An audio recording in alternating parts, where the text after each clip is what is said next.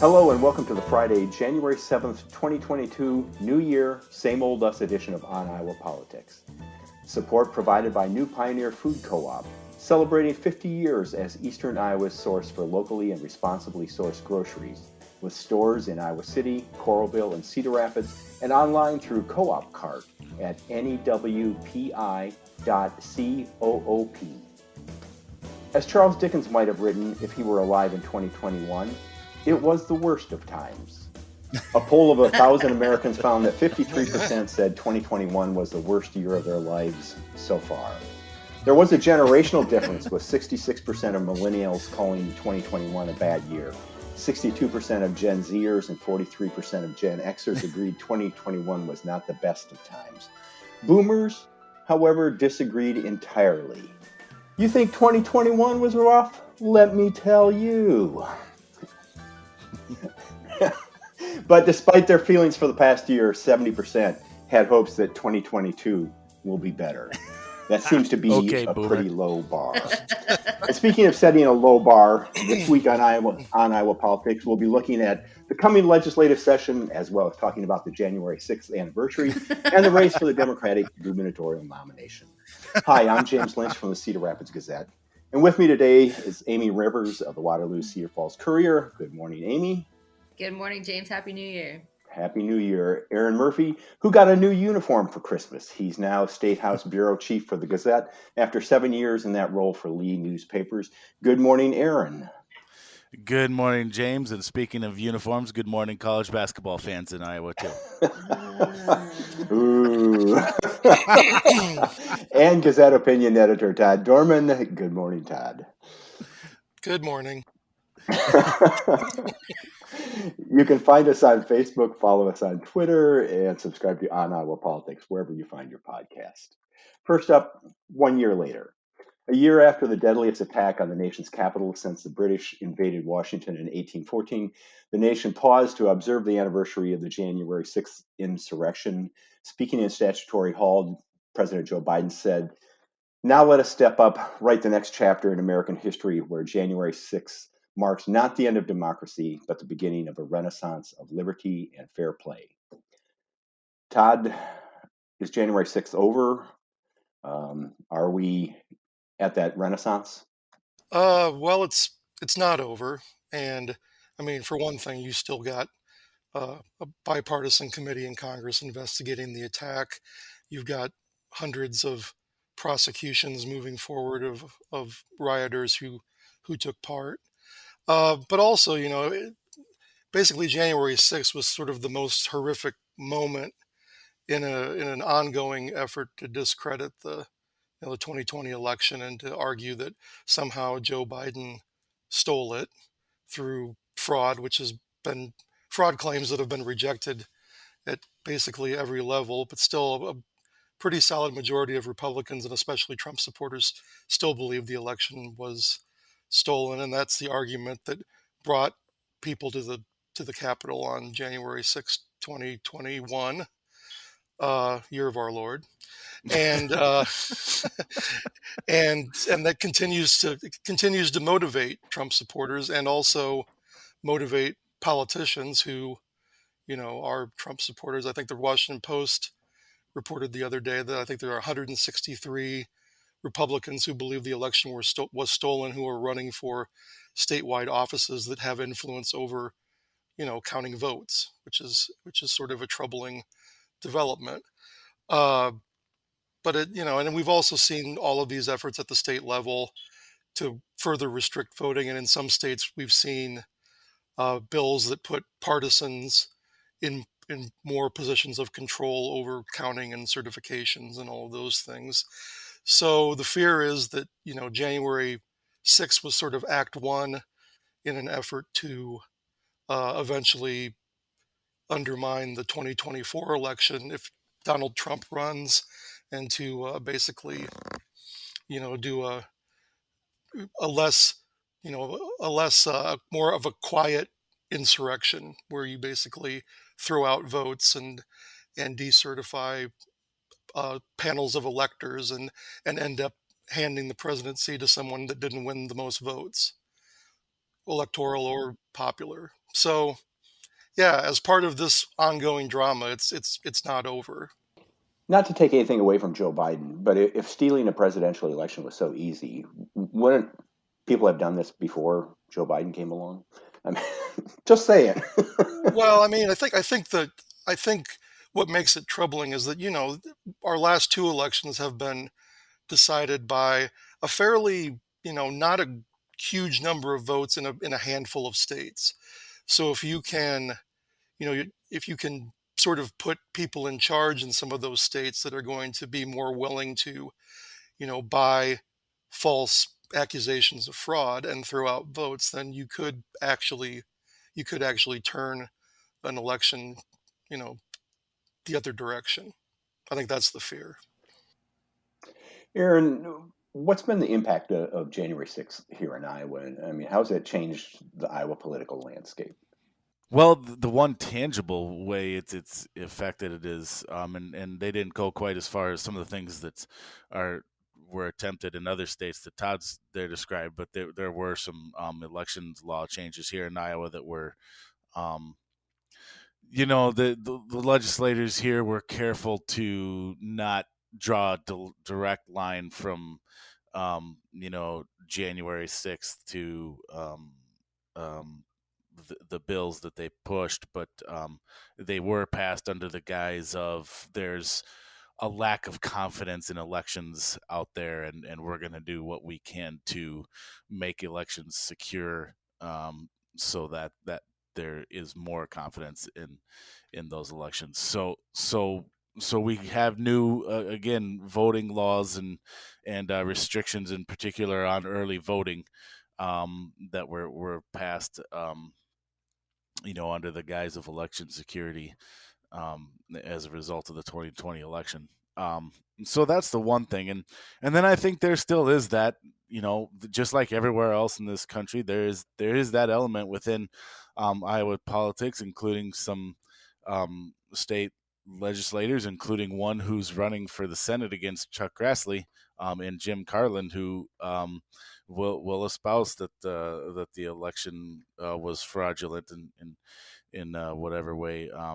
So I was no different than the rest of the country in a lot of ways here, and in fact, um, bless our hearts, we were on the front lines of that day. Literally, one of the first people arrested in those attacks, and one of the individuals in some of those most harrowing videos was a man from Iowa. So just there's always an Iowa angle, and unfortunately, that's true in this case too. Definitely, yeah. Jim Carlin, as you mentioned in remarks on the Senate floor, said that most of the Republicans in the Senate believe that Joe Biden, is not a legitimate president, that he stole the election, which um, is sort of scary to think that the legislators don't have any confidence in the outcome, I guess. Amy, we've got another election coming up in November. Will that help us get past January 6th, or is it more likely to escalate the tensions and differences that January 6th exposed? Oh man, I don't know if I could make a prediction either way. I think it's going to depend on a couple of factors. I think one, are you actually going to see the Congress pass the what they're calling the For the People Act, which would undo kind of some of these red state laws that have proliferated, including in Iowa that Aaron talked about, because that could potentially sort of change the way that people are allowed to vote, and therefore maybe let more people vote. The consensus is if you let more people vote, for example, absentee and things like that, you get more Democrats to the polls. If that passes and then that goes through, that might be a big difference in 2022. The other thing is, are we going to see no difference? And then the worst fears of Democrats, which is basically minority enshrined rule. So are Republicans going to take enough control via gerrymandering in some states, via different voting laws that will then ensure that Republicans have safe seats, or at least enough Republicans have safe seats that they're able to take statewide elections, they're able to take congressional elections.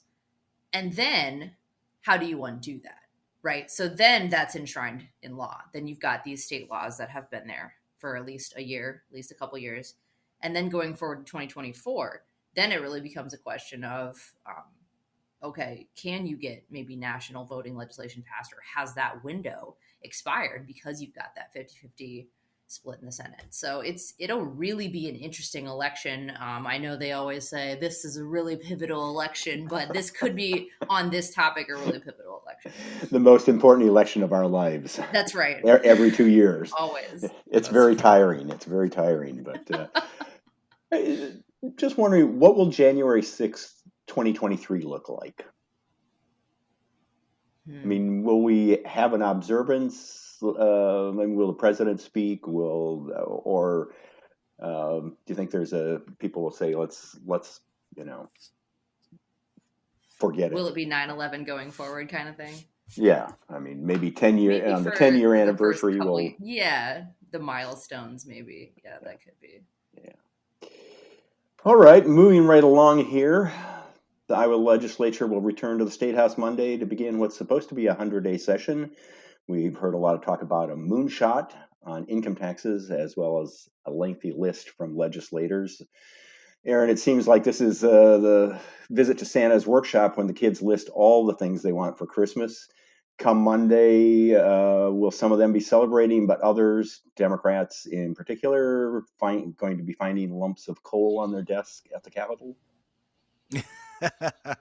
Yeah, I mean, I think it's safe to predict how much Democrats will get of what they want versus the majority Republicans. It's going to be an interesting session. At the very least, I feel like going into this session, I have a better handle as someone who's going to be watching and reporting on this place of what to expect than I have in maybe the last session or two. And I don't know if that's coincidence or just circumstance or what, but I remember kind of coming into the last session or two kind of thinking, boy, the Republicans and their majorities, they've done pretty much everything they want to. I don't know what they have left, and didn't have a great idea of what they might be doing. This session, I think, is pretty clear. There's going to be a big debate about tax cuts. There's going to be a big debate about K-12 education policy and the parental involvement in those policies. And those are going to be two of the major themes throughout this session, I think. So I feel like I have a little better handle of what to expect. There'll still be the unexpected, of course. That's what comes with every session, but those are the two of the kind of the biggest arching things I expect to be hearing a lot about this over the next couple months. I think we've learned in politics that there's always more to go after, even when when people like us are saying, like, what's left. Right. The politicians see more things out there that they want to get done. And it seems like, I mean, with Republican control again this year, that there's no reason that they won't push harder on their agenda to complete everything, to go after everything they want. Aaron, do you think that might be limited just by Republicans haven't been willing to pass legislation with Democratic votes unless they have a majority with their own caucus? They typically don't put things up for a vote. So their agenda might be limited by disagreement within the Republican caucuses, or between the House and the Senate Republicans. Yeah. I mean, that's a good point. The one exception I will say to that is if they draw up something in their tax cut plan that somehow Democrats can get on board with, they're not gonna, hold off on that just because they got Democrats coming on board too. Now, the way that's headed, it sounds like that's not going to be something they're going to have to worry about either. It sounds like pretty much from the start of this that Democrats are expecting a proposal that they're not going to like. Maybe that'll change, but it looks like they're bracing themselves for something that they'll argue should look differently. So yeah, I think that's a fair observation. And it'll be interesting to see.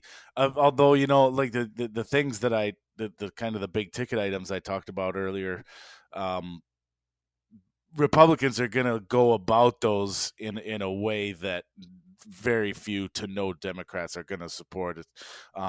Just talked about the tax proposals, even more so on K-12 education. I just knowing what Republicans are planning, it's not going to be something that Democrats will support. And so I don't think that's something for the Right. most part Republicans have to worry about anyway. And the only one that might have been an exception to that is if they had been willing to go after the sales tax and the natural resources trust fund, but it doesn't sound like Republicans have any plan of tackling that one. And I guess the other possible exception would be the governor's ethanol mandate proposal. If the sides come together on that, that could be something significant that has both Republican and Democratic signatures on it. Yeah. The few rural Democrats may be able to support that, but Right. they're sort of an endangered species anymore. Amie, what are you hearing from lawmakers in your area? Most of the Black Hawk County, Cedar Valley lawmakers are Democrats. Are they expecting they're going to be actively involved in discussions, or are they just going to be watching from the sidelines? Well, I don't think they'd want to characterize it as they're going to be just watching from the sidelines. In a legislative forum, last month when they were talking about it, they're very much, they know that they're the underdog. They know that they're there not to get legislation that they come up with passed, but to get the worst of the worst legislation not passed, basically. So that's kind of their mantra going forward, I think, again into this next year, which is going to look exactly the same. They've got some priorities. When I was talking to Ross Smith after he, dropped out, he was talking about his priorities in the legislature. So one of the things was he wants to continue to fight for probation reform. He wants to fight for marijuana legislation. He wants to pass fair chance legislation at the state level. Waterloo passed this, otherwise known as ban the box. He wants to help educators, which Bob Kressig has said that's a big priority for Democrats this year. Basically, allowing students to learn, allowing educators to teach free of interference and threats. They want to try to stop some of these more divisive political bills that they say make Iowa look unwelcoming. On the other side, I talked to Sandy Salmon last year, and I haven't checked back in, but last year she was very adamant that she does want to pass this Save Women's Sports Act, which basically tells girls and boys in the school level that you can only be in a sport that matches your gender at birth. So I think that she's also looking for some of these, different bills as well that are being passed in different red states too. But I think Republicans in general are keeping an eye on that, the income tax bill that Aaron was talking about. So it'll be interesting. Yeah, but you're right. Democrats are definitely, once again, sort of the underdog and playing interference. Todd, I know you're an optimist when it comes to Christmas, moonshots, and the legislature. How are you planning to spend the money you'll save by not paying income taxes? Well, I'm probably going to have to spend it at the the various large bake sales that will be needed to fund my local school district. So that's my plan at this point. I mean, I love a good baked good, so that's cookies, cinnamon rolls, maybe sticky buns. There you go. That's what I'm going to do. We're going to have to fund that school somehow. Mm-hmm. Well, parental involvement is a good thing, right? Yeah. Well, and one thing I was also going to add is it's interesting in the last few weeks we've seen sort of a little bit of softening of rhetoric on some of these issues, like throwing teachers in jail for books in the library has now become, we're going to have more transparency for parents so that they'll know what's in the library, and what was the other issue that they've softened up on? Well, yeah, the not allowing transgender girls to play sports. They're talking now about, instead of a ban, they're talking about offering guidance to school districts. So, one of two things is happening. Is this maybe cooler heads prevailing? That would be nice for a change. But it may also be that they're kind of walking this back a little bit to keep their opposition off balance, and then they can, you know, pa- introduce a bill, pass it in a week, and get it signed before, opposition is able to mobilize against it, which we've seen multiple times. So, I I don't think cooler heads are going to prevail, but I could be wrong. You just don't. Sometimes you do see it, but not all the time at the state house. There's been an old, I don't know, maxim in politics that you don't do anything too controversial in an election year. Um, has that changed? I mean, with trifecta control, with how partisan politics have become, with Iowa getting redder and redder, does it really matter? I mean, maybe in terms of reelection, you're better off to do something, that is controversial and that the other party will scream about. Maybe it helps Republicans get elected. Well, I think it helps, amp up their base. Mhm. Some of this stuff. I mean, they benefit. It's and legislative campaigns aren't what they used to be. I mean, these candidates aren't going to forums. They're not holding public events where they might get criticized for what they vote for. It's kind of, I mean, they're not meeting with editorial boards. I mean, there's just this all. There's really no place anymore where they're going to feel heat over some of this stuff.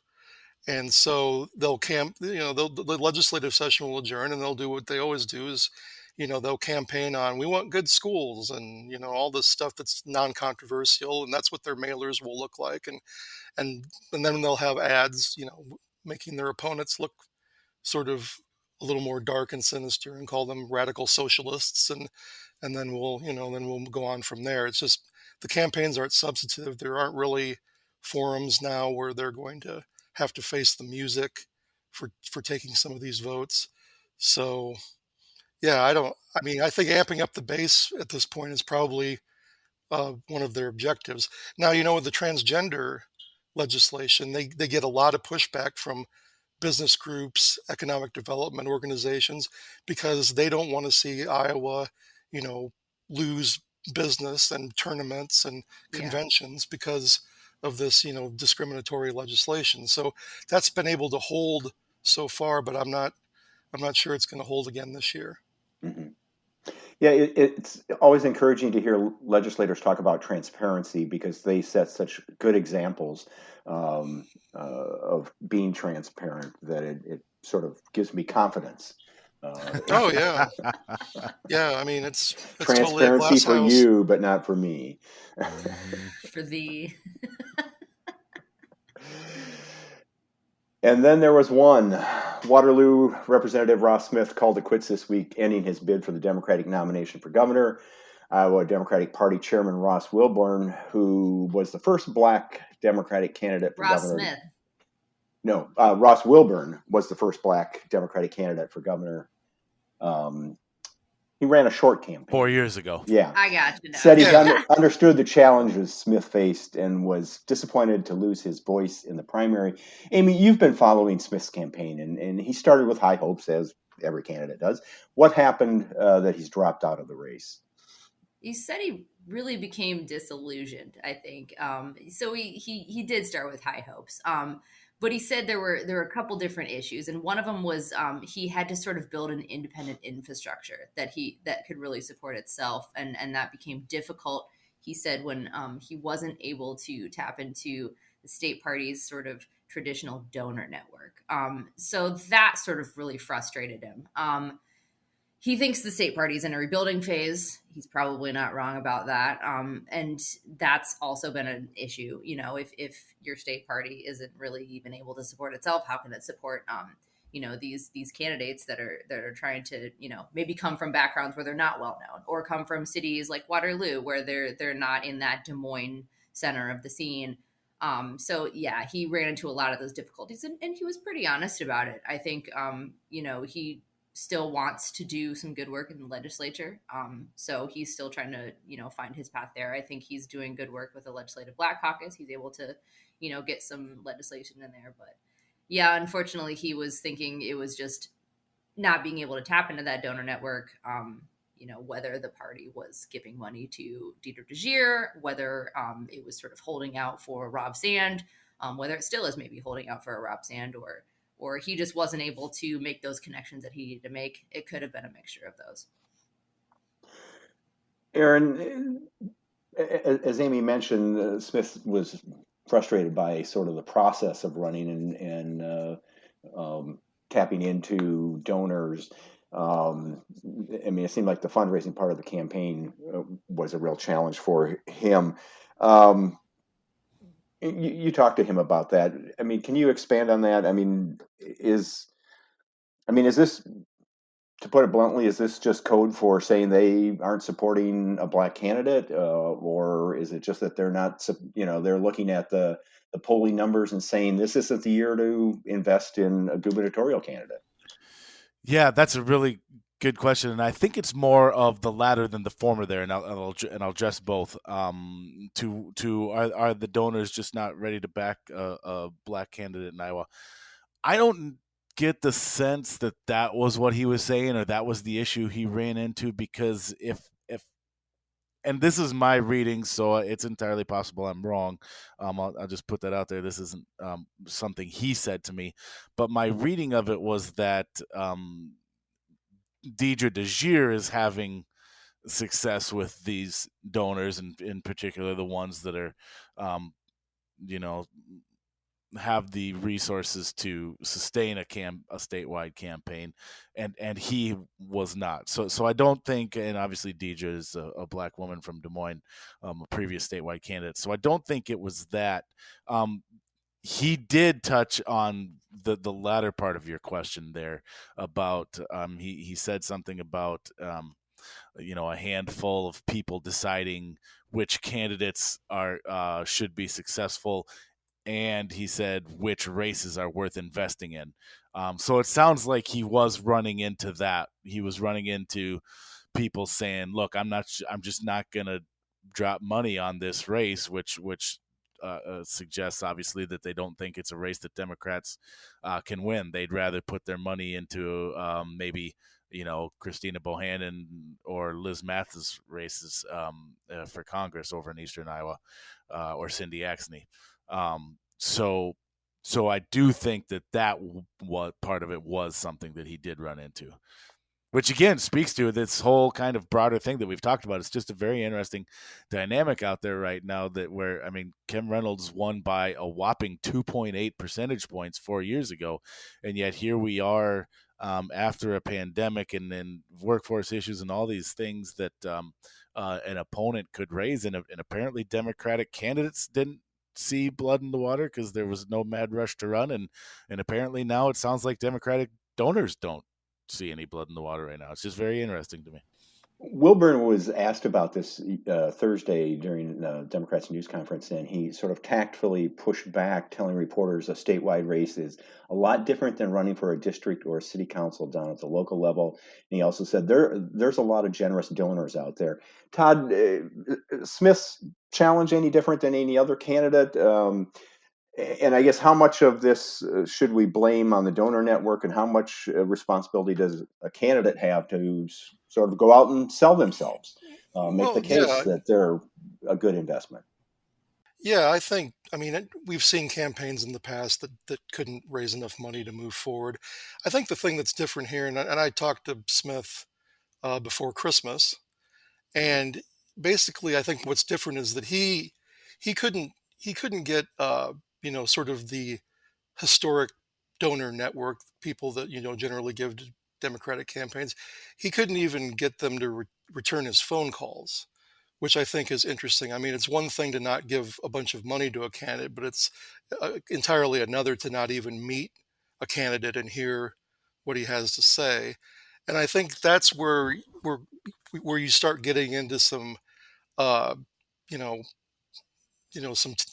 I think it's the kind of thing that maybe Democrats need to sort of pause and take in, because I think, you know, this is a state lawmaker who was, named a rising star in the party at their Hall of Fame dinner a few years ago. He's received all sorts of accolades and awards from various Democratic organizations for the work he's done in the legislature. I mean, his legislative resume is pretty strong, and I mean he's done some good things. He led the charge on getting some police reforms passed, in 2020. Uh, I mean, there are a lot of lawmakers that have run for governor that don't have the credentials that he has. And so not getting your phone calls returned, having a resume like he does, it's just kind of odd that, that that he couldn't gain traction. And maybe it's not that odd because of the barriers that I think that, a black candidate faces in a state like Iowa that other candidates don't. So this is something that Democrats need to take stock of, because it's a bad look. Amy, any idea what's next for Smith? He's in a legislative district with another Democratic incumbent. Is there another district where he could run, or does he have other opportunities? I'm looking at the map now, and it's a potential that he could move not very far and potentially challenge someone there. But yeah, it's kind of closing in. I think it will come down to probably he and Timmy having a conversation about that. And I asked him about that, and I know Aaron asked him about that, and he's just sort of being cautious right now and coy about it. I'm focused on the legislative session, which definitely is a thing, but obviously he has to, he and Timmy have to make that decision on what they're going to run against each other, whether one of them, more likely one of them is going to cede the seat to the other. So that'll sort of be the hard conversation. I think that'll have to come in, unless he really wants to move, to Cedar Falls or the country. He's pretty much got those options. That's it. Doesn't his family have a farm in Grundy County or somewhere? So. Yeah, there is a farm. I'm not exactly sure where the farm's at, but yeah, that's possible. That would be a whole different set of voters, though. Yeah. So for sure, Democratic rural outreach there. Yes. Well, Politico did a poll, and one of the questions they asked was, "What words would you like to hear less in 2022?" Not surprisingly, COVID was one of the top two. The other was Trump. Fortunately, there's a vaccine for one of those. So as we contemplate contemplate the year ahead of us, what words would you like to hear less often? Words that should be expunged from our conversations so as not to trigger bad memories of 2021. Amy, anything on your list of words? Just COVID. COVID. Just please, let's not say, flu Rona. Let's not get that in 2022. Yeah. Aaron, any words you want to hear less? Oh, sorry. Again, two plus years into this, and I'm still forgetting to unmute sometimes. Amazing. That's what I want to hear less. How about that? Yeah. You're on mute. Oops, sorry, unmute. There we go. I'm going with that. Unmute. That's fine. And Todd? Well, I mean, this is one of those moments when you wish you'd read all the way to the end of the script. Right. Because I have been caught very much flat-footed. So, we got to think on the fly, Todd. Yeah, well, I mean, COVID's a good one. That's I think it's hard to top that, and I do agree with Trump, but geez, that's not going to happen. So I just hope we don't get to have to learn more of the Greek alphabet. How about that? There we go. Yeah, let's just hold it at Omicron. Let's not variant. Let's not get to like Upsilon or something like that, or God forbid Omega. Yeah, I was just gonna say, if we get to Omega, we're really in trouble. If we get to Omega, we have to start naming the viruses like hurricanes. Well, Virus Helen. Yeah. Virus Karen. Oh, that's the bad one. The Karen variant has infected many of us. Well, in terms of this podcast, we've reached Omega. So that's it for today. If you enjoy the podcast, tell a friend and subscribe to us wherever you find your podcast. Send your fan mail to podcast@thegazette.com. Don't forget the work of everyone you heard today can be found on the pages and websites of the Quad City Times, the Waterloo Cedar-Falls Courier, Sioux City Journal, Mason City Globe Gazette, Muscatine Journal, Council Bluffs Daily Non-Pareil, and Cedar Rapids Gazette. Natalie Brown will take us out. If you know an Iowa band or musician who should be on our show, send us a sound file and subscribe to On Iowa Politics. For Aaron, Amy, Todd, and our producer, Stephen, I'm James Lynch. Thanks for listening. Be well.